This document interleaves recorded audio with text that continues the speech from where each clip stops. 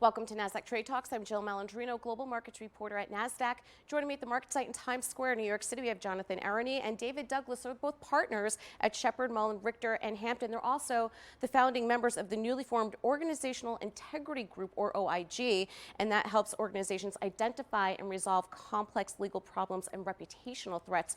Gentlemen, certainly a very hot topic as we enter the 2020s. Tell us more about OIG. You're right, it is a very hot topic today. Companies today operate in a very complex network of regulatory, legal, reputational threats. Every company's objective is to drive its business mission forward without getting entangled in those things. So when you think of integrity, you think of two concepts. Integrity being honest and rectitude, but it's also being whole. So the goal for a company is to line up its personnel to drive its mission forward, doing things in the right way. Our group focuses on eliminating threats to that mission, threats to a company's organizational integrity, so that it can accomplish its business What prompted objective. the creation of OIG? Well, so David and I and our partners in this group, we've been defending companies for 25 years in my case, 30 years, David's much older than I, 30 years in David's case, and we spend a lot of time getting companies out of trouble. Well, all the lessons learned from those experiences we felt could be put to use, keeping them out of trouble in the first place. And that experience really fed into coming up with a way to do that more institutionally. That formed the OIG. Why wouldn't companies do this internally with their own legal or compliance teams? Why would they turn to OIG? Well, really part of what we do is help them establish a framework and a dialogue to identify all of the complex values that really underlie almost any complex legal problem. And I think what we found over the years, there's a tendency to silo lawyers and business people, but complex legal and compliance problems really require a much more holistic approach to solve them. And really what we have developed over the years and what we focused on is helping clients tease out all of those complex values that have to come together to prevent problems or solve problems after they arise. And I think another thing that it's hard for companies to do, because companies have their experiences. Outsiders have experiences from countless industries and countless companies. So we enable companies to learn from the mistakes of others.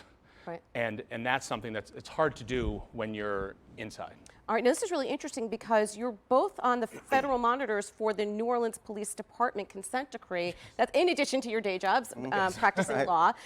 Did that experience guide the development and genesis behind OIG? Well, it's interesting. It did guide it, but we were able to take our 25, 30 years of experience and apply it, in corporate experience, and apply it to New Orleans to help reform the New Orleans Police Department. But we were also able to take lessons from reforming a major complex organization like the New Orleans Police Department and apply that in the corporate setting. So it was a very useful two-way street that I think helps our clients and helps the New Orleans Police Department. All right, and you're also focusing on value-driven approaches. In today's day and age of ESG-driven strategy, why focus on values? There's been a tremendous shift in corporate America and in the public about looking at shared values. The Business Roundtable has addressed that issue, and I think companies today are really looking for a more authentic way to engage their employees on compliance issues, to engage their customers, to engage other stakeholders. So what we really focus on are broader shared values, not narrow legal principles, compliance obligations, but we really focus on the values that underlie all of those things. It's a much more effective way to talk to people about what a company is trying to do and why it has to do it in a certain way. Can you give us a specific example of an issue or a problem that OIG has helped a company resolve? Sure.